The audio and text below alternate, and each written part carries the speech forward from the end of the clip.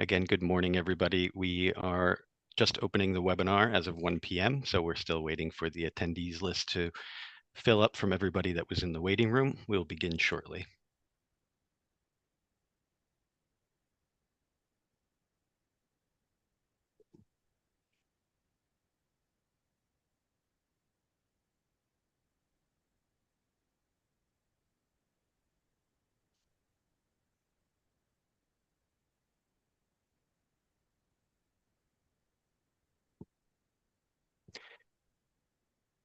Good morning, everybody. Last time, we are waiting for everybody that was in the waiting room to file into the webinar, and we will begin in a second.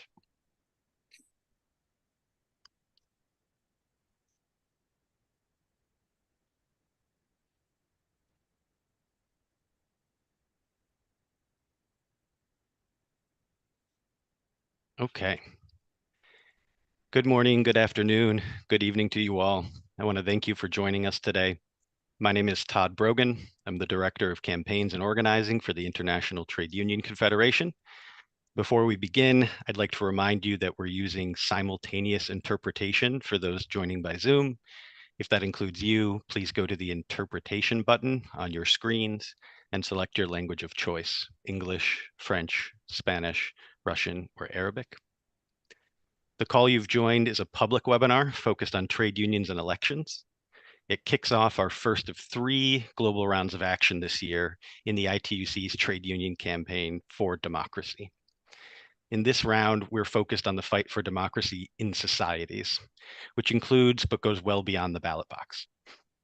For the next several weeks, we'll be bringing into focus trade union campaigns at national level to win a new social contract, to defend and expand democratic space for workers, and of course, to build and exert worker power in national elections around the world.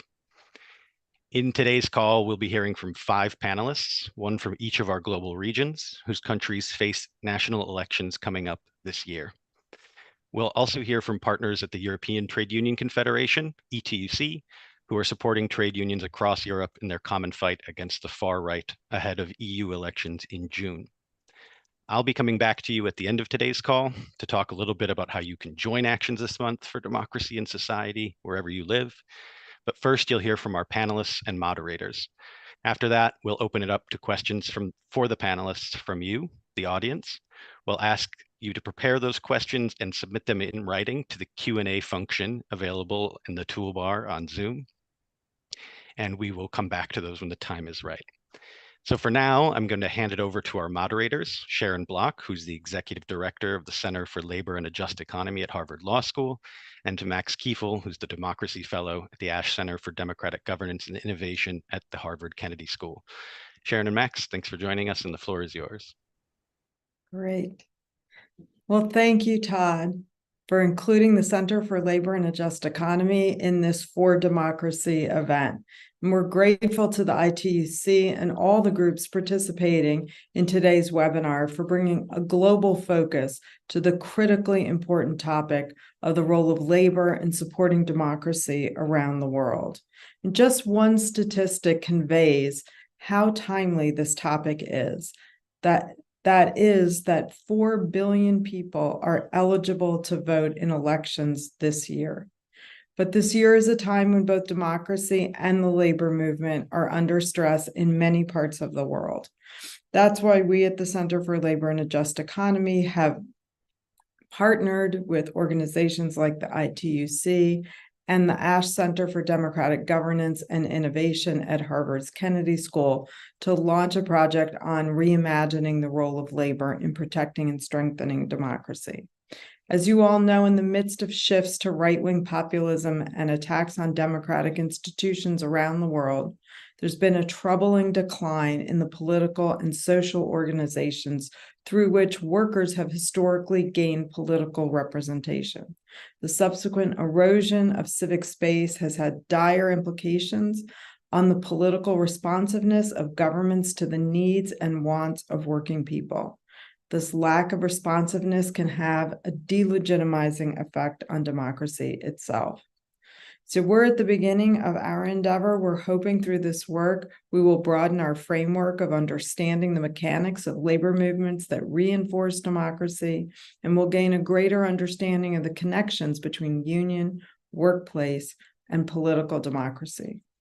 Recognizing that many of the challenges facing democracies around the world are fundamentally linked, conversations like the one we are having today provide an opportunity for strategizing together what a boldly inclusive labor movement could look like in the critical fight for democracy. So I am so excited to learn from our amazing panelists today. So I'm going to turn it over to my colleague, Max Kiefel, who's going to moderate today's conversation. Thank you. So thanks for Sharon and for Todd. I'm just going to jump straight in and introduce our panelists. So firstly, we'll be hearing from Mik-Young Roo from the Korean Confederation of Trade Unions. So Mik-Young, the floor is yours.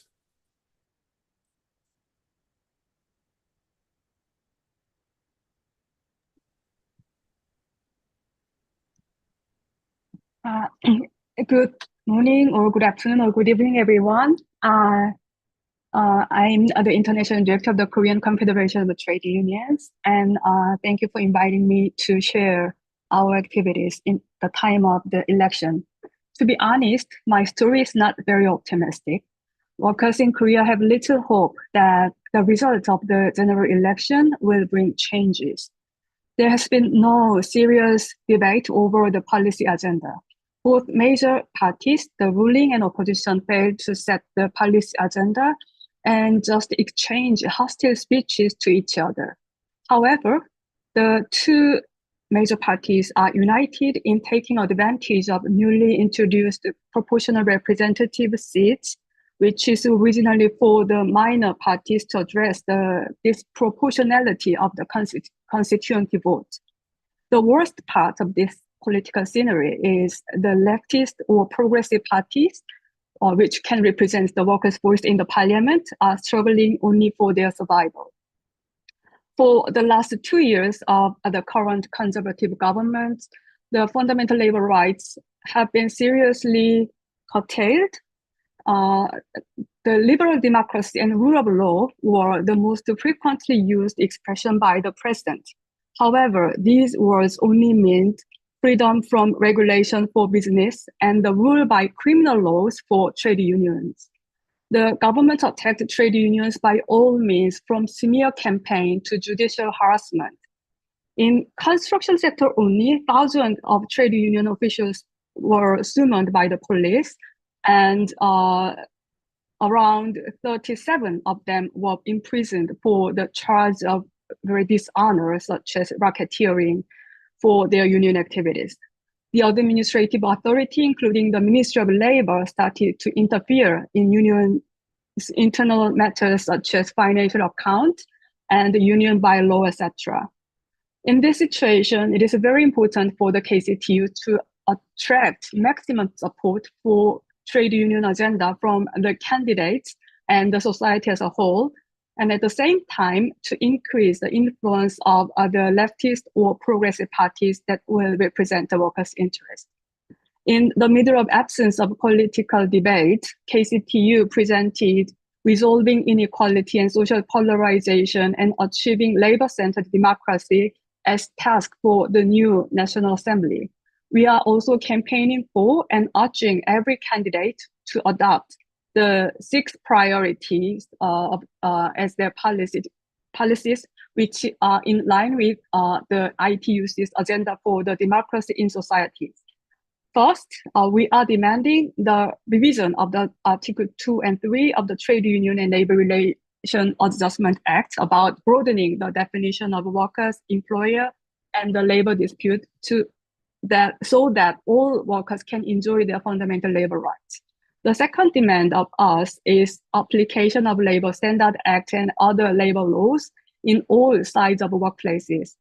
Currently, around 3 million workers in Korea are working at small enterprises with less than 5 employees where labor laws are not applicable, and these contribute to widen the inequality of the society. Our third demand is to introduce 4 days work week and the maximum cap of daily, weekly, monthly, and yearly working hours. This is especially necessary in Korea with the lowest birth rate and the highest gender pay gap. Our fourth demand is institutionalization of sectoral or supra-enterprise level collective bargaining. The CBA coverage in Korea is only 15% as of 2021, as the law allows enterprise level bargaining only. To address the social issues, including just transition, and to reduce gap among workers, the supra-enterprise level or sectoral bargaining and extension of the CBAs for non-organized workers are necessary. The last two demands are related to each other. The fifth one is about taxation, withdrawal of the tax cut for the rich and increase of public social expenditure. The last one is strengthening the state's responsibility for quality public services in caring, health, and medical and energy services. As I mentioned at the beginning, the expectation is very low, and we only hope that the leftist and progressive parties can maintain their independency and survival in the middle of the distorted electoral system. Unfortunately, KCTU affiliates and members are divided in this situation. A serious discussion will be followed after the election, especially when the KCTU redesign its long-term strategy on occasion of its 30th years anniversary. The question is what the trade union movement as the last bastion of democracy should do. Thank you for listening. Thank you very much, Mik-Young. I'm going to just jump straight in for our next speaker, who is Isabel Orni from the Austrian Trade Union Federation. So thanks, Isabel. Yes, thank you also to you for the invitation. My name is Isabel Urni. I'm the International Secretary at ÖGB, Austrian Trade Union Federation. Yeah, Austria is a quite small country, only 9 million inhabitants, but for us, 2024 is really a big super election year. We have started with the election of the Chamber of Labor. I can talk about this later on if you want. Then we will have the election of the European Parliament in June, and then finally the Austrian Parliament election in September, October this year. So Austria is well known for a good working social dialogue, but this tradition, we have to say, has been really suffering the last years. And one of the biggest problems, and still a big problem, is the inflation. The inflation has not been properly tackled by the current government, and our trade union proposals have not been taken seriously by this government. The first who have been suffered are the workers. Other problems, the work overload due to the so-called shortage of skilled workers, more and more work divided among fewer workers, for example. Health system that had been cut to the bone. The same applies to education system. The workers are tired and they expect solutions. So for the upcoming parliament election on European and on national level, it will be, or it is our role as trade union to focus on these issues and to ask the running political parties to give us answers, to present their plans for combating inflation, their plans for strengthening the workers' position. We need pro-worker European policy. We need pro-workers policy on national level, and we want to put workers at the agenda in the foreground. You will be happy, Todd, and the rest of the team of the International Trade Union Confederation, that actually the ÖGB, so the Austrian Trade Union Federation, we have chosen also the topic of democracy for the next parliament election on European and the national level. So we are focused on that, on democracy, on your voice as workers for democracy. And we want also to start a debate on what does that mean, democracy, because to be honest, actually the fact that political parties are democratically elected, it doesn't mean that it doesn't make them democratic parties. A democracy can only be called that if it respects human rights, and at the word respect is very important. We as workers, we work so hard and we deserve respect. We deserve a piece of the cake that allows us to live a decent life. And if we look at the last surveys, and it also reflects our experience as trade unionists, social issues, question of social justice stands in the foreground for workers in Austria. And again, it's our task as trade unions to make this agenda for workers the most important deciding factor in these elections this year. And yeah, I'm happy to talk later on about how we run the election for the Chamber of Labor, because there are quite interesting aspects in that. To talk about political education or any answer to answer any question you have. Thank you.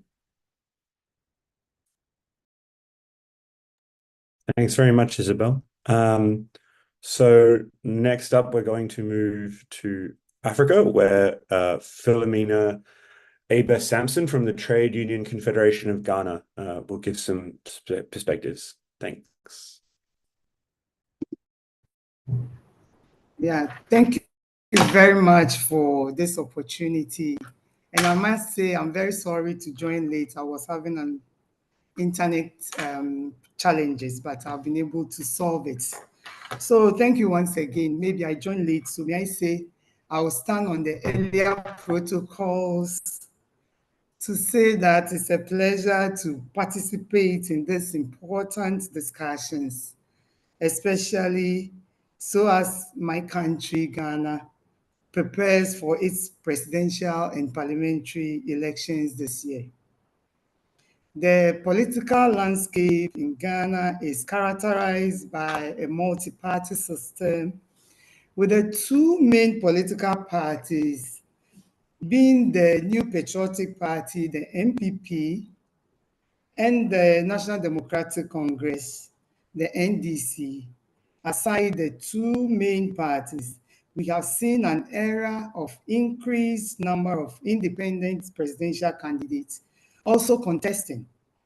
An important arm of the political system is the Ghana's parliament, which has seen for the first time in the country's history the two major political parties obtaining an equal number of seats, with one seat going to an independent candidate. In this split parliament, neither the ruling party nor the opposition party has a majority. The independent candidate, who had hitherto occupied the same seat on behalf of the NPP, which is the ruling government, though pledges to do business with his former party, giving the ruling party a narrow majority. As the 2024 election approaches, the political atmosphere is charging up as the political parties intensify their campaigns to rally support from voters. Ahead of the elections, the Electoral Commission of Ghana, responsible for organizing and conducting elections, has released its program of activities for the period, including voter registration, updating electoral rules, and ensuring the logistics for polling stations. As a trade union, we are of the conviction that democracy, of which elections is an essential part, is a prerequisite for social and economic development. We therefore constantly remind ourselves of the positive move from the dark era of brutal dictatorship to a bright era of constitutional democracy. We reaffirm our commitment to ensuring that our country is governed democratically and that every Ghanaian has the right to participate fully in all decisions at all levels, including our homes, workplaces, communities, districts, regions, and at the national level. As a country, we have a strong tradition of democratic governance marked by 8 peaceful elections, despite occasional challenges as a union. As a union, we see the 2024 election as the opportunity for the country to consolidate its demonstrate commitment to democracy and uphold the rule of law. So as the conversation goes on, I believe that I'll get other questions so that I'll throw more light on the work we are doing as a union. Thank you very much.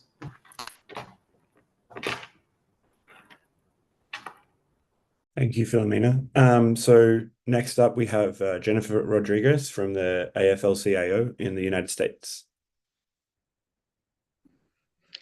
Good morning. Thank you so much. So here in the United States, we have two major political parties, the Democrats and Republicans. And in this election cycle, or in this election, of course, we have our presidential election and then thousands of elections that go closer and closer to our communities. So if you think of Congress at the national level, but we also have a number of state and local community races that can impact workers and their families. So we are focused on all of those. Some of the national issues that we're facing, I've heard it from some of you already on this call, democracy for labor unions here includes voting rights, secure elections, healthcare rights, union rights, immigration rights. It covers a number of areas. The economy also remains a big piece of what voters are not just thinking about, but feeling. And unfortunately, there's some memory loss and some work that we have to do as labor unions here to make sure our members understand, what accomplishments we have been able to achieve in the past 4 years in areas like manufacturing and some of the growing industries, our impacts on workers. We have a current presidential administration that has been a very vocal champion for workers' rights. It's the first time in decades that we've had a presidential administration that really is valuing and lifting up workers' ability to have a voice in their work and on the job. And so we have our work cut out for us. We have a lot of work to do to make sure that union members understand who is on their side and who has been working against them. And then, of course, there are other concerns like I heard inflation for folks, here as well, inflation, some of the new industries or types of work that could have impact on jobs here in clean energy, in some of the tech spaces. And then one other issue I just wanted to talk a little bit about is care for the most vulnerable, our youngest Americans to our most senior, our oldest. Some of the safety network that's been there that we have provided resources for as a country. Those are also depending on, who wins the presidency, our Senate or Congress. Depending on who wins, some of those social networks could be at risk. For the labor movement here, we are very, very focused on one-on-one communication with union members and their families. We do that through worksite conversations. We visit them at their homes, and we are gearing up to do the most aggressive work we can do to make those one-on-one connections. We certainly have seen an erosion in trust in our institutions, our government, financial, religious. There's been a decline in American trust in those institutions. Labor unions and trust in labor unions has held steady. It has not decreased. It has not increased. It's held steady. And so we think that that's an important plus, an important benefit for labor unions in this election. That means that we have a unique role and a powerful voice because people still trust us. And the closer we get to the worker, if you get from national unions all the way to their local counterparts, the trust is higher. Whether or not a member is a Democrat or a Republican, the trust gets higher down at the local level. So we are very focused on supporting the work of our folks in their communities to make sure that they're connecting, they're listening to members, and they're connecting with them.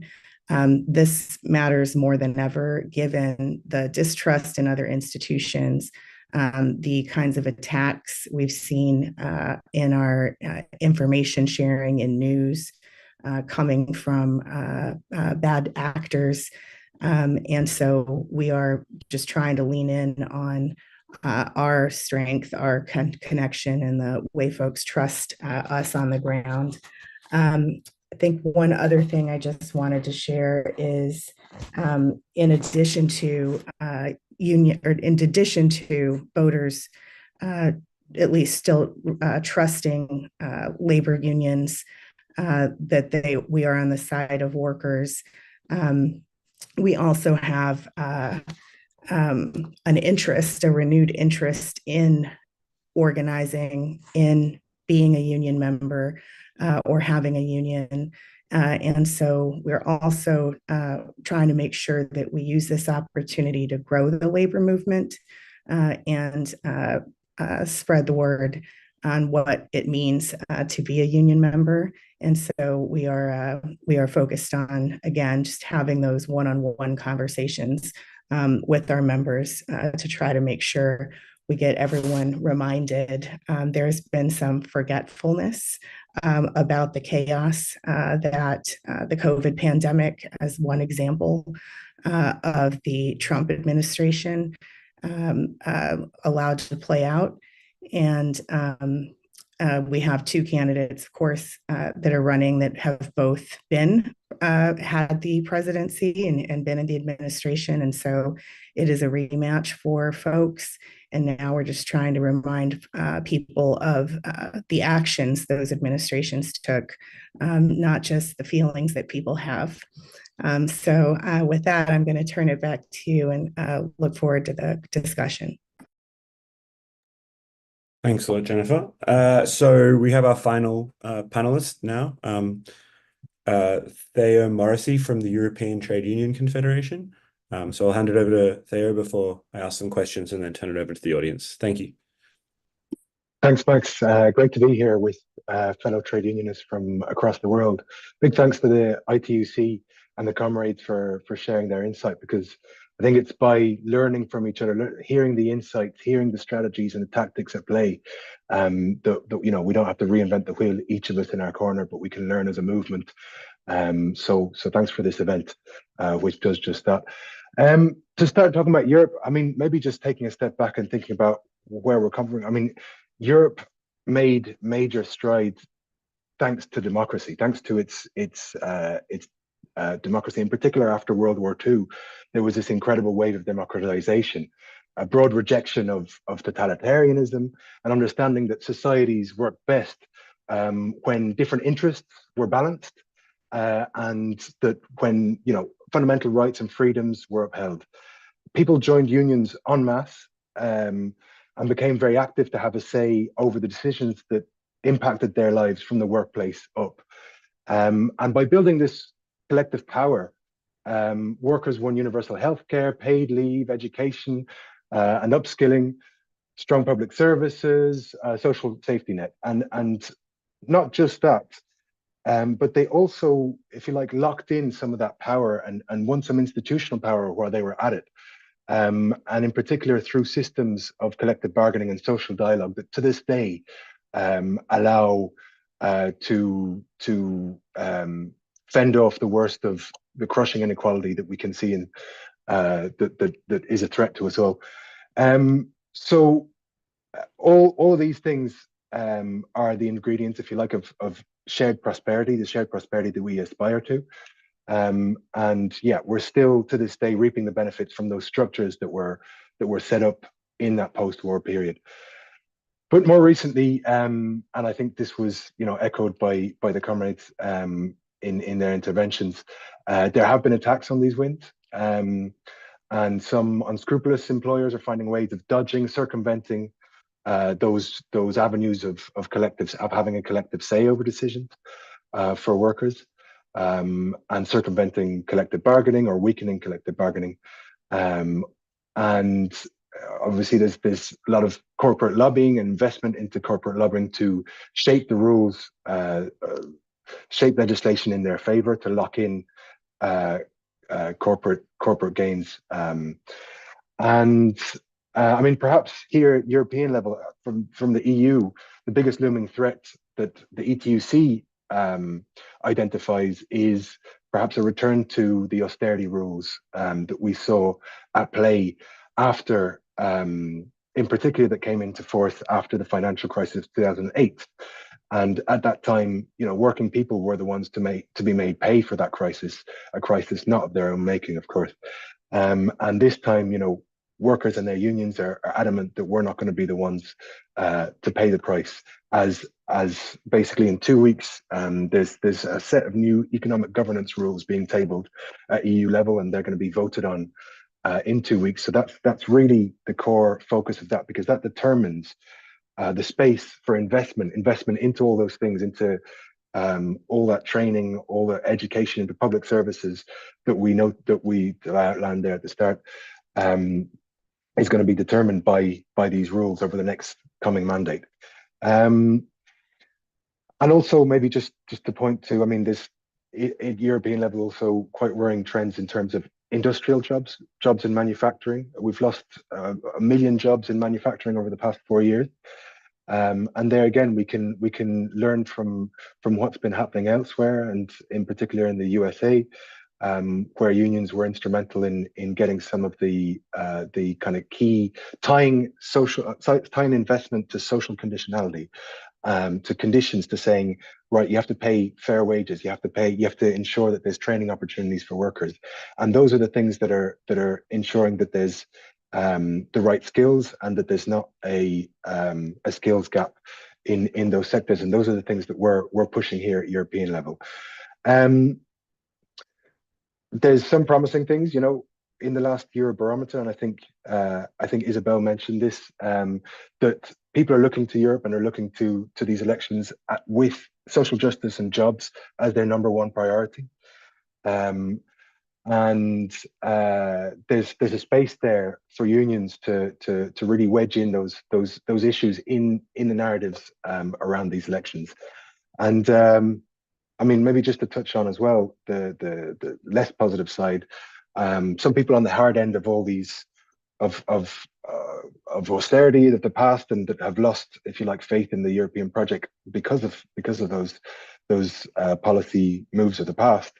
Some are kind of, if you like, seduced by narratives that scapegoat the most vulnerable in our societies. And you know, the far right are the prey on that kind of disillusionment, and they're the ones that benefit. There's been studies that show that they're the ones that benefit most from, in the long term, from austerity rules, austerity measures, and cuts to public services, etc. But unions are leading the pushback, and they're extremely prominent. I feel like every time I open a newspaper, there's a column from a trade union leader out there presenting alternatives, showing solutions that deliver for working people. I mean, at European level, we've had a number of international demonstrations to put forward our alternative to austerity, calling for investment in social and green transitions, calling for tax justice, calling for, I mean, also at European level, an investment instrument so that we can invest in all those things that we need to invest in, that working people need.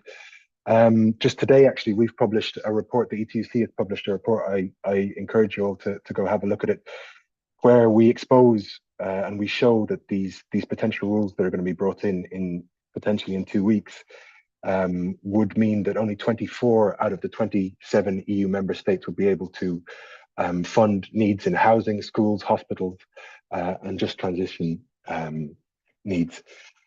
So, but I mean, at national level, and I think, you know, we heard again from Isabel in Austria, but also huge things going on in Germany, massive demonstrations of millions of people in cities across the country coming out and voicing their support for democracy and in a rejection of the far right and the threat of a return to that dark history.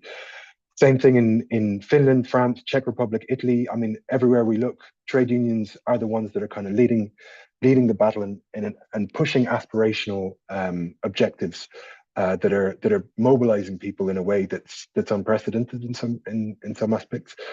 So there's really a lot of tension that's building up in Europe. So yeah, with that, I'll hand over back to you, Max. Thanks very much there. So now I'm going to use the sort of privilege that I have as moderator to ask a few questions to the panelists. But just before I do, I'll just remind you that for the audience, there's a Q&A function at the bottom of your screen. And so if you could enter your questions into that, I will then read your questions out when it comes to the general Q&A time. So if you want to start typing your questions in now, that'd be great. So firstly, I think like one of the things that really shines through and that I think almost every speaker spoke to was a kind of obvious concern that democracies around the world are facing a significant threat of erosion. But within this, there's a bit of a paradox where one of the drivers of democratic erosion is increased income inequality, the growing precarity at work, and a sort of broader distrust in existing institutions that they have the answers to these problems. So at the same time, labor is likely to be one of the first victims of any sort of creeping authoritarianism, as sort of Mick Young spoke about quite eloquently in Korea. And so the first question I have is sort of what actions can unions take to sort of simultaneously combat inequality in this specific political context and therefore fight back against democracy. So I'm just going to ask the panelists to go through in the same order that we did and maybe just speak for about 2 minutes, if that's possible. So Mick Young, first up. Yes, thank you for the question. Actually, as I mentioned in my introductory speech, what the KCTU is doing to strengthening the democracy is strengthening the representativeness of the workers' voice in the society. To achieve this goal, we have to universalize the fundamental labor rights for all workers. Actually, the right to organize and right to collective bargaining and right to strike is enshrined in the Korean Constitution, but it is being functioned as a privilege, not the universal rights, because only under the very repressive atmosphere for the trade union rights, these rights are enjoyed by the workers in big companies and in regular employment relationships. And most of the workers are suffering from non-rights in their workplaces. So to do this, that's why we are trying to broadening the coverage of the Trade Union Act and the Labor Standard Act, which really be enjoyed by all workers. And we believe that these collective voices of the working class can be served as the foundation of the democratic society. Isabel?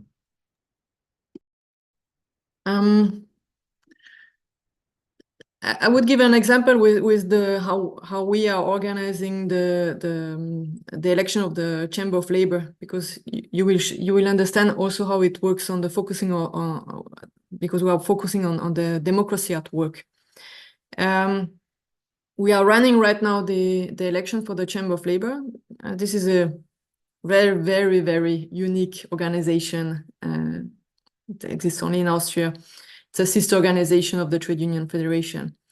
And for the election of the Chamber of Labor, most of the candidates, they are working reps coming from small or big enterprises, metal workers, nurses, truck drivers, social workers, and also experts from the trade union. And all together, they are forming like a kind of parliament of the workers inside of the Chamber of Labor.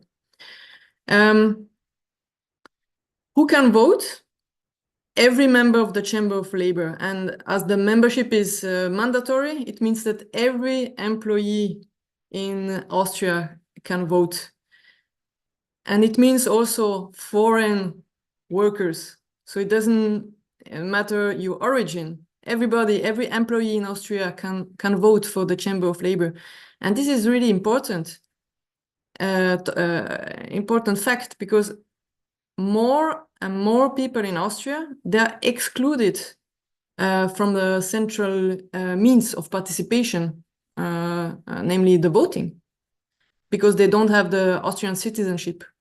When you check the figures, it's around 20% of Austrians. For the capital, Vienna, it's 1/3 of the population that cannot vote for the parliament elections in Austria in September, October. But for the Chamber of Labor, they can vote because they are working in Austria. The Chamber of Labor is part of the labor movement in Austria, and that's why the federation is helping, the trade unions are helping to promote these elections. And how we are doing it? We are doing it at the workplace. And at the workplace in Austria, around the country, we have around 90,000 working reps. And they are helping us to promote these elections, but they are also helping in organizing the elections, because we do have thousands of voting booths at the workplace. So for us, this is really crucial to have this democracy at the workplace, to have this 90,000 working reps helping to run the election of the Chamber of Labor. And later on, and this is what we hope, is that the election of the Chamber of Labor that are starting the super election years in Austria, as I was telling you, that the election of the Chamber of Labor will help us for the European and for the Austrian Parliament election to set the focus on issues that are particularly important for us as trade unions, for the workers. As I was telling, yes, workers want solution against inflation, against the rise of cost of rents, electricity and heating, against this work overload, the cuts of public services, and so on and so forth. Great, thanks a lot. So Philomena?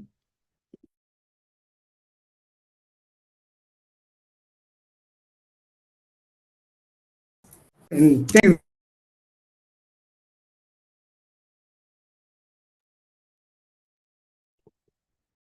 I think you're on mute there, Philomena.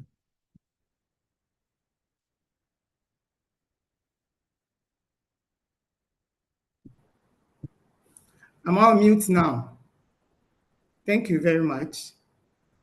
I would say, as I earlier said, as unions in Ghana, we use various pathways in advancing the interests and rights of workers. This includes advocating for workers' rights and interests by engaging with political parties, policymakers, and government officials to push for policies that benefit workers. So in this period, as we have intensified our campaign for the ratification of ILO Convention 190 on violence and harassment in the world of work, that's not all. We have also been successful in pushing a review process of the labor laws. You know, there are a lot of clauses in the labor laws that goes against workers' rights. So we are pushing for these policies to be ratified and reviewed. Currently, it is ongoing now. And we also actively engage in shaping political agendas and conversations through lobbying for policies that support workers. We also try to raise awareness among the general public about workers' issues and the importance of labor rights to ensure that these issues remain on the political agenda. For the purpose of time, let me touch on two main things that we have done as TUC to push for workers' rights and ensure that workers' agenda comes into the limelight as we go for elections. One of these things is our May Day celebration. You know, before the May Day celebration, we have a workers' forum, and we as TUC try to enforce our role as a catalyst for constructive dialogue and consensus building and collective actions. We organize, should I say, and the other thing that we also do as TUC, we have also gone ahead to develop a workers' manifesto, which articulates a comprehensive vision for Ghana's future. This manifesto is structured around 6 key pillars, encompassing social and human development, economic policies, labor market regulations, energy management, governance, and constitutional reforms. In its pursuit of democratic ideas, the TUC also extends invitation to political party leaders across the spectrum, affording them the opportunities to engage with workers and articulate their vision for the nation. These interactions foster transparency, accountability, and inclusivity, essential ingredients for a robust democratic framework. Through engagements such as these, we have engaged prominent figures, and it will interest you to know that we have already engaged our former president, John Dramani Mahama, who is also in the front line of contesting for this year's election, and other political contenders like the Honorable Alan Chemantin and Mr. George Chumberima Edu. They are all presidential candidates who are expressed interest to contest for this year's election. We are yet to meet with our current vice president, who is also a candidate for the MPP party, His Excellency Vice President Dr. Mahamadou Bawumia. You know, we do all these things, and we also go further. During our May Day celebration, we organize a May Day forum, and we also have invited key actors of the electoral process. We have invited the IGP, who is the Commissioner of Police, to see the security measures that they have put in place.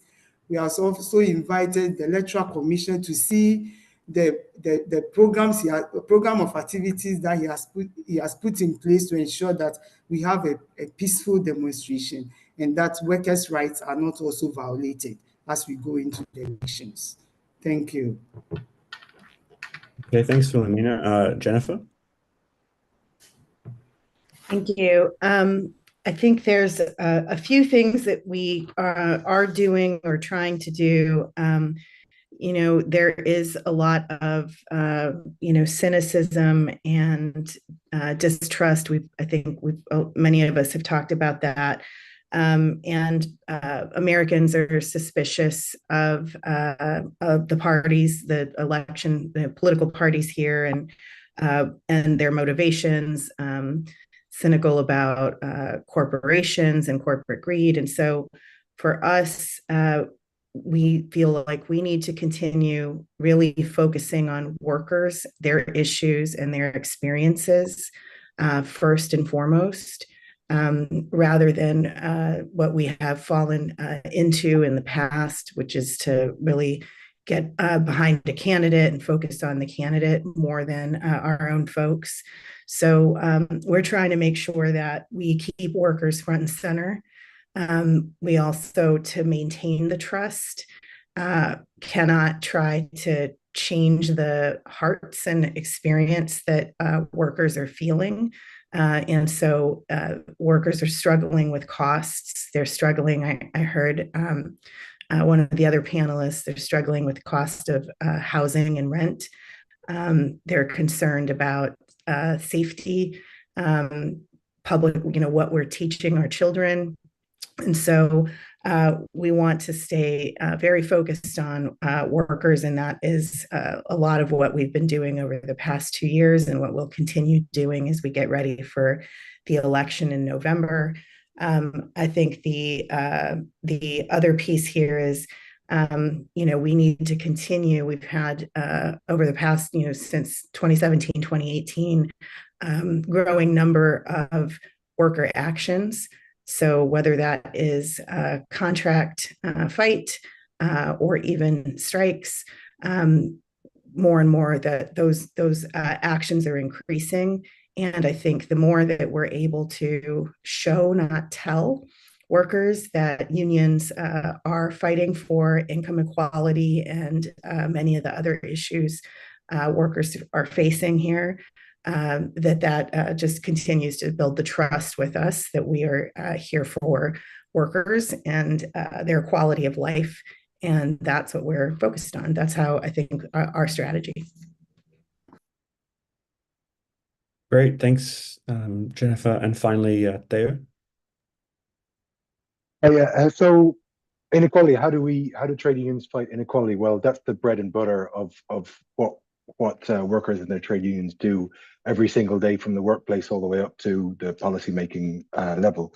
And obviously, by bargaining collectively at the workplace for fairer wages, for health and safety protections, for for better conditions, that's how we bridge the gaps and we keep at bay inequality. I mean, there's different aspects of this. I mean, just to comment some concrete examples. Right now, there's this, cost of living crisis. We've talked about inflation. The costs of everyday essential products are going up dramatically. And where unions are strong, where workers are engaged in their unions, they're winning pay increases that are keeping up with, or even sometimes going beyond that inflation. I mean, 2 years ago, there was, just to take the example of Austria, given that we've got a comment from Austria on the call, the IT sector workers in the IT sector with their union GPA won a 17% yearly increase in the pay for those at a starting salary. And that goes to show that when we use our power resources, there's a possibility for us to win real advances. And I mean, thinking about this, like what do we mean by power resources? I mean, a lot of the time we think, particularly at the EU level, about how we can increase institutional power, how we can increase the laws that ensure that workers have a say, and that ensure that workers have a right to strike, that ensure that workers have the tools necessary to increase their pay and to win better conditions. But there's also other sides of that power, and there's, association power, how workers can act together, how they can that organizing power, if you like, how they can identify their collective interests and take action within that. And then, while our institutional power may be under attack, I think there's been some nice examples across Europe of that associational power, of that organizing power that's being built. And that example of those IT workers that won for a sectoral, so across the whole sector, no IT company could dodge that 17% pay increase. And I mean, that's just one example amongst others. And I mean, there's also discursive power. So how we can influence narratives that, and this is important, particularly in an election campaign, how we can, as unions, influence narratives that are occurring in the press, occurring amongst people in conversations, how we can get in there, and there's really nice examples of unions using social media, but also being very creative about their uses of traditional media, print media, and getting our priorities, workers' interests, front and center in those narratives, and shaping those discourses in the build-up to the elections. I mean, at our level, just going back to the EU level, there have been some quite positive notes. There's been this kind of collective recognition of collective bargaining, the importance of collective bargaining at EU level. And now each country has an objective of reaching 80% collective bargaining coverage. So 80% of people, of workers in every EU country, the objective is for 80% or more of those to be covered by collective bargaining agreements. So, I mean, that's big, considering that, some countries are below, I mean, very few countries, but there's some countries below 15%. So, reinforcing, rebuilding that institutional powers to give those tools to workers, and so that they can go and have a say over the decisions that shape their working lives and their lives more broadly, is really the focus of what we do here at EU level. Maybe just another example of a recent advance. There's been a push to normalize a loophole of bogus self-employment, particularly in corporations that use a digital platform models of employment. So they weren't employing, they weren't recognizing the rights, the employee rights, the workers' rights of the people they relied on to do their work. And now there's been EU legislation that is just about to be passed, that says that reinforces those workers, and that creates a presumption of employment for those workers and puts the onus on those corporations to prove that these are legit, that they are real, if you like, self-employed. Whereas until now, it's been workers individually going to court, taking long, 2-year cases, battling through court, and then they would individually get reclassified as a worker. So there's as I say, there's both things that are pushing forward and ways in which workers' rights are being pushed back on. But I think there's some promising signs of that associational power, of that awareness of workers, of their collective power, that are starting to blossom across Europe. That's encouraging to see. Great, thanks. We're going to now jump into some audience questions. I'm going to click a button that will transfer it live to the screen, and maybe ask each of our respondents to sort of keep their responses as brief as possible, maybe just a minute or two, just so that we can get through as many of these as possible. So the first question should be going live now. I can read it as well. So how many candidates in the different elections are from the union movement? Do you think it's necessary to have more of our own sort of trade union representatives in Parliament? And I think this sort of question relates quite well to a broader question about sort of how trade unions should relate to political parties on the left, or I guess on the right, in this sort of time where parties themselves are a face of distrust, and sort of there can be a sort of transactional nature between parties and unions. So if we just sort of run through the same order, but just, yeah, again, if we could keep our responses just to a minute or so, that would be really helpful. Thanks. So Mik-Young.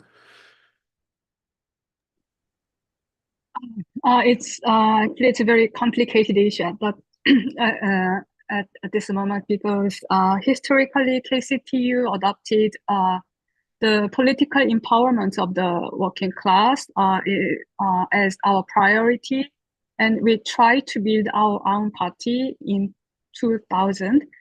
This experiment failed when the political party, which was established by the KCTU, was split several times. So until recently, the main position was to support all the progressive and leftist parties which are representing the workers' voices. But for this election, this progressive party was divided in the situation of that the two major parties choose to establish the satellite parties to maximize their seats in the proportional representative system. One party choose to join the opposition party's party list, and the other by compromise their independency, and the other party choose remain integrity, but compensate their opportunity to have a seat in the parliament. So in that situation, what is the party politics of the trade union is being challenged, and the discussion, serious discussion on this issue is delayed after the general election, when we can discuss about assess the result of the election and discuss about the long-term strategy of the trade union movement. Okay, great. Isabel? About the ÖGB, it's like this, that the Austrian Trade Union Federation, we are not linked to a particular political party, but we have inside of the federation political groups. So we discuss within the trade union and present the position that represent these different political groups. It has advantages and disadvantages, let's say like this. It was easier in former time, for example, during when we had in parliament the so-called and in the government the so-called big coalition between the Social Democrats and the Conservatives. But this is not the reality for years now, so we have a bit more difficulties to lobby and to bring our position within the government. So we do have a trade unionist sitting in the parliament, and for us it's easier to lobby them if they are from different political parties. We do not make any difference. But as I was telling you, it's sometimes easier, sometimes more difficult, depending on which government we do have. Because there was also in the question in the Q&A about the Communist Party in Austria.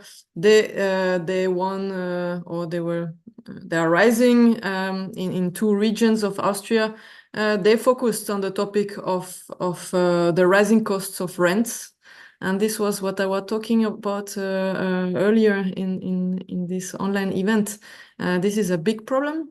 And so, yeah, we do have also the Communist Party inside of ÖGB, so we will also run on this topic too. Great. And before I hand over to Philomena, I'm just going to highlight another question that has come through that is very relevant to this. And that sort of is, how can trade unions be an answer to the increasing support for the far right parties? Should we invite for them debates or not give them a podium at all? And so maybe if the remaining panelists also want to sort of integrate that question into their answer, that would be great as well. So Philomena?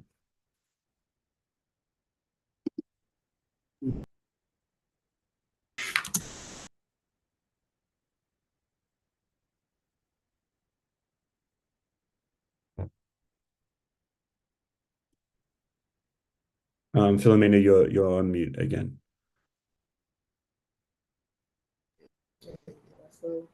Still on mute? No, you're good now. I started by saying that just as Isabella said, we are also not linked to any particular political party. History has taught us not to be, if I may put it that way. But that notwithstanding, that is why we try as much as possible to engage the political parties. We also have a liaison officer who gives us feedback from Parliament. And through our engagement with policymakers, we are able to push through our agenda. We engage them at various levels, at the governmental levels, policymakers level, in all aspects that affect us as workers. So we are able to push our agenda through these links. So if there is any agenda that we want to push through, we use our liaison officer at Parliament to ensure that we are able to push through their agenda. So we are not into mainstream politics, if I may put it that way. And I must say, I will just end here and say that we don't engage in direct politics. So we don't have any unionist person sitting at Parliament, if I may put it that way, for now. Thank you. Jennifer. Yes, I think we also are engaged in year-round issue organizing. Our unions are engaged in that kind of work. So for us, it is being very clear about what the issues are that are at stake, and then being clear on that is what endorsement or election recommendations are based on. We have unions that make recommendations with both political parties, depending on the issues that are on the ballot and what's at stake. So I think we just have to continue doing more of that so that we aren't seen as aligned with one party or the other. I think the question on whether or not to invite more extreme views into the conversation, I don't know that I have a great answer for that, but I would say that, as our unions have been engaged in this issue work, when they talk with their members, our folks come to the table wanting to make sure that they're addressing those issues and that we are keeping a place for people to come together, especially as trust erodes, that we have a place for people to come together so that we can try to work through that together. So that is what I would offer. Great. And finally, Theo? Yeah, so in Europe, there's some research suggests that trade unionists are very active, are in their civil duties, or they vote more, they take part, they participate in elections and present themselves for elections more, and I mean, it seems reasonable to say that when you engage, when you start, when you become an active member of a trade union, there's a sense, and you have some advances. You can see the effect that you're having in your workplace. This a sense of agency and a sense of, yes, well, we can change things, change those decisions that shape our lives, and that goes beyond just the workplace, and it goes into kind of capital P politics. And I mean, at the European level, we have quite a lot of, if you like, card-carrying members of the European Parliament. Across the political spectrum, obviously from the centre right to all the democratic parties, I would say, and there's a group, an informal structure of MEPs that come together and discuss with trade unions about key issues, who are close to their trade unions at home. And that's very positive, because it allows us to build bridges amongst these different political groups and political families. Yeah, on the question of the far right, how to engage, we have a policy of we do not engage with the far right groups at the European level. And you know, we just looked before the elections at the track record of the far right and how they voted with respect to the priorities that we had in this past mandate. And systematically, the far right votes against the interest of workers' collective power. So for us, it is clear that when they have that track record, they are not a good faith actor that we can count on. And that goes down to the national level, of course, and we see examples of the far right building their own trade unions, yellow trade unions, and trying to force them into those structures of collective bargaining and of social dialogue. And undermining the democratic and the representative nature of the trade union that gives the legitimacy to the trade union movement in the first place. So very dangerous things that are happening and at the initiative of the far right. So yeah, I mean, our position is that we don't engage to answer that question specifically. Okay, great. I think we have probably time for sort of one more sort of quick round if we keep it quite brief. I'm going to sort of throw out two questions from the audience that are sort of quite related. So Tim Noonan asks, in many countries, large parts of the media and social media platforms are controlled by right-wing and extreme right interests. Is this having a major impact on the opinions of the public, in particular workers, and on their voting patterns? And I think this also relates to another question that sort of asks how trade unions in this environment, in this media environment, in this political context, can ensure that their messages can counter the rise of the far right. If we can just go through the panel quite quickly again, maybe 1 minute each, and just to reflect on that big question. Thanks. So Mik-Young? Yeah, actually, the current government, the conservative and authoritarian government, is strengthening the control over the major media. And the social media is being used not only by the right wing, but also all the political forces, including the democratic parties as well. And this platform is encouraging the people to accept this simplified messages, and they appeal to not necessarily far right, but encouraging the populist style or fandom style politics. So it's very difficult to survive in this environment of media. But we are also trying to get our messages be reached in various forms of social media as well. And yeah. So Isabel? Of course, we are present in social media, but there is a big problem with social media, with and no balanced. A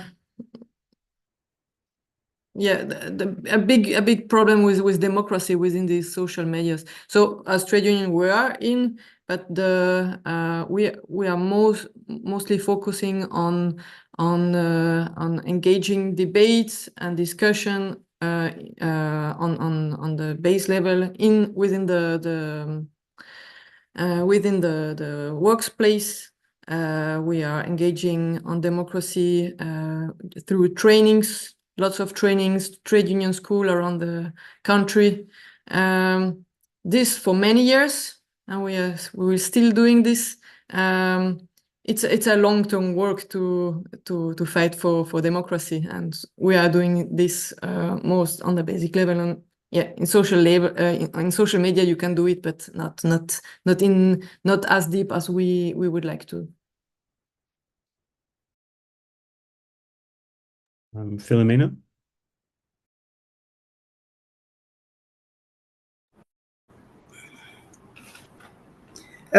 I would say we don't have a right or a left wing per se as a country.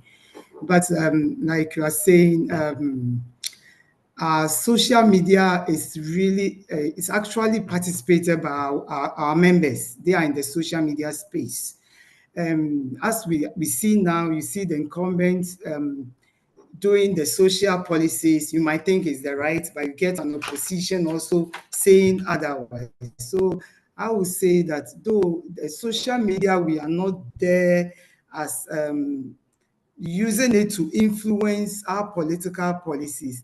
I'll say that our members are in that space. So as much as possible, we try to look at what we see as workers and what also inform us to decide on which policies that favors us as workers. So I must say, though we are not in key social media participation, but we use it to also inform our decisions and what suits us as workers and how it benefits us, looking at the democratic era that we are in. So I think that is what I would say about the social media space. Yeah. Okay, great. Thanks for that. Jennifer? So on both pieces, on social media or just really consumption of information, I think we have to stay connected, and we do, with other organizations and institutions that are tracking what's going on, who is communicating, and we need to keep doing that. Certainly as an institution and organizations that have been around a long time, who have the hard work and fortune of not just having sort of national figureheads, but having real people around the country that are working every day in the jobs that they do. And so we have a special responsibility to make sure that we're helping our members, their families, through our education system. I mean, there's just a number of spaces that we need to continue to be aggressive in tracking what's happening and helping folks understand how to consume information.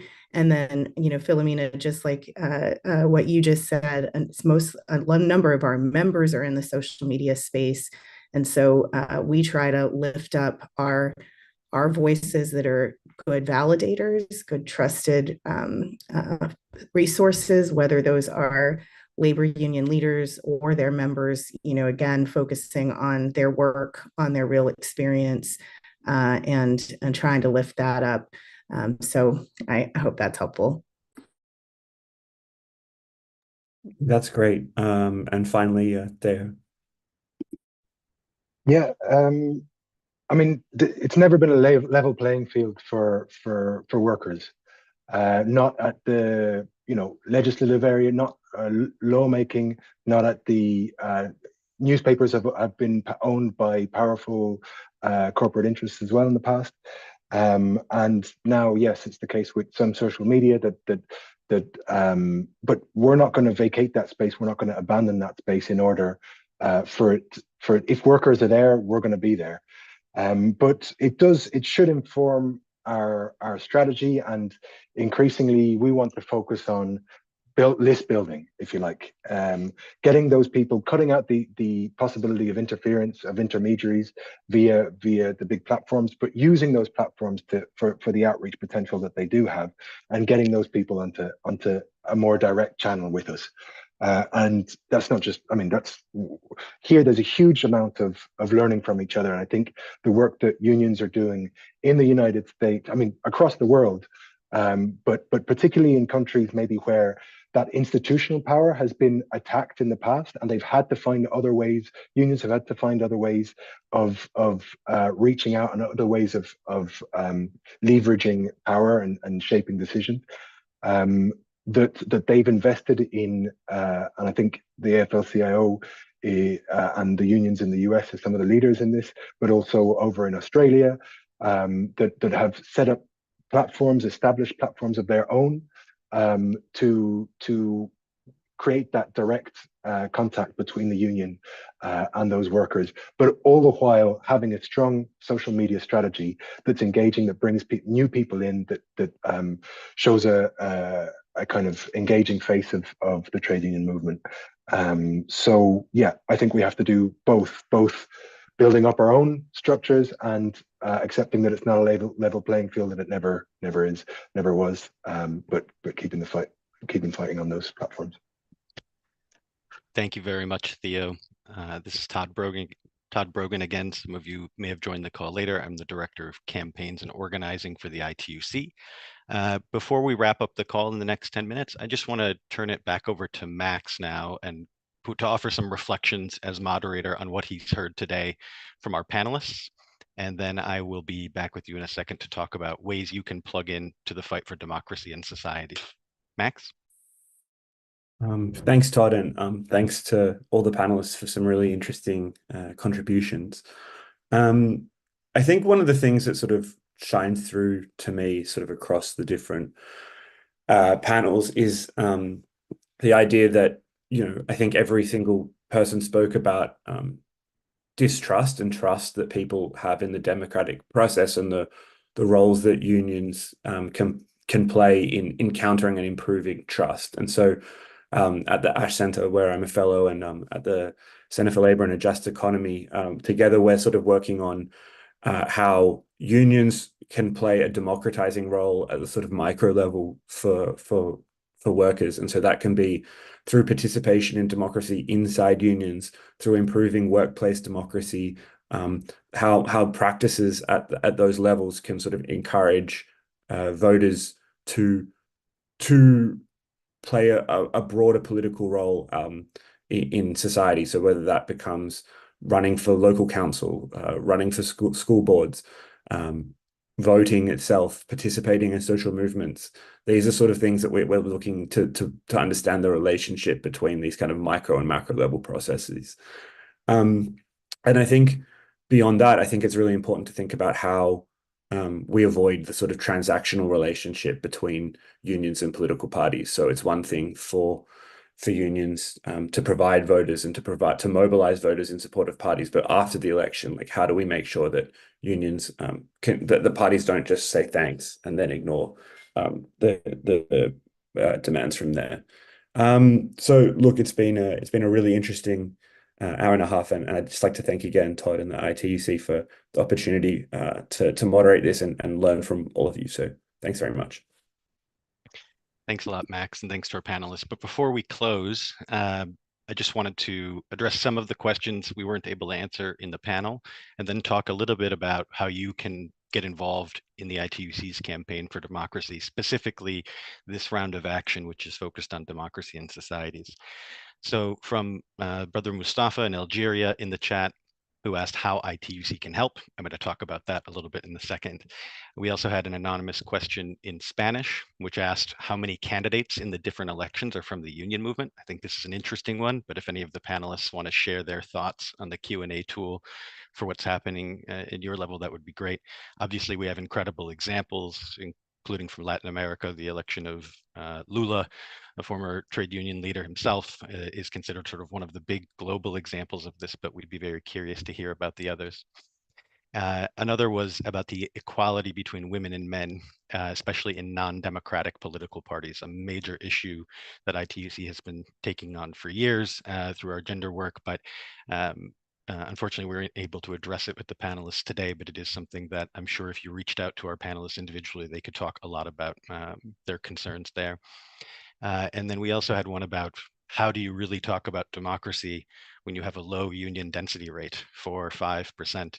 And that actually fits very well in the next round of action for the ITUC Campaign for Democracy at the end of May and through June will be focused specifically on democracy at work, which is the place that democracy is most absent and most urgently needed. So we'll have another call then with a panel of people who are facing exactly this fight, especially in the informal sector. But as you've heard from our panelists today, workers are on the front lines of the fight for democracy in societies. More than 4 billion people are going to the polls in more than 60 countries this year, including nearly 100 million ITUC members. And the actions that they're taking to exert worker power in elections, which you've heard a lot about today, don't happen in a vacuum. They're part of national and international campaigns to win a new social contract, one that puts people and the planet ahead of private profit. And on the global level, as part of this round of action that we're taking now, ITUC is bringing this message that you've heard today about why we're actually playing in elections, which is because we're trying to win policies at national level that work for workers. And we'll be bringing that message to the spring meetings of the World Bank and the IMF later this month. Why there? Because later this year, the World Bank will begin releasing its Be Ready reports. And these reports assess the business environment in each country and encourage policies that often run directly counter to the demands that you heard about today. So we're also launching a digital petition, which I'll put in the chat for everyone to see. This digital petition is the first link when you go to ituc.org/4democracy. This digital petition will be delivered to World Bank executive directors that represent your countries or your regions, because we need the bank and international institutions to change course. We do not need them giving advice to national governments that undermine workers' voice and trade union priorities. We also are coordinating with our regional organizations and with affiliates on every continent. I'm going to share my screen very briefly before we let you go to show you where you can find all of this information on ituc.org/4democracy. So you will see here on a regular basis, we are updating this site with ways that you can plug in at your regional or national level to support trade union demands for democracy and society. The World Bank petition is first. This past weekend, our colleagues in TUCA just had a call for solidarity with Argentine unions. You see the panel today. We have mobilizations in Colombia, Guatemala, Liberia, Gambia. We also have a call to action coming out of Europe for the whole world to support Belarusian trade unionists who saw their movement liquidated 2 years ago and have leaders still in prison. We will have our colleagues at ITUC Asia Pacific are leading a delegation to deliver a joint message in solidarity with Myanmar's trade unionists to the Indonesian Foreign Ministry and the ASEAN Secretariat. So you'll go to this website, itucci.org/4democracy, and you'll find a regular update every couple of weeks for actions that you can plug into. And of course, we also share these on ITUC social media and elsewhere. So with that, I want to say thank you to Max Kiefel and to Sharon Block for moderating and introducing today's call, and to Isabel, Philomena, Theo, Jennifer, and Mikyung for sharing their insights on what's happening in each of their countries this year. And most of all, for all of you, the more than 100 trade unionists who joined us today to get involved in the fight for democracy in societies. Thanks, everybody. Have a nice day.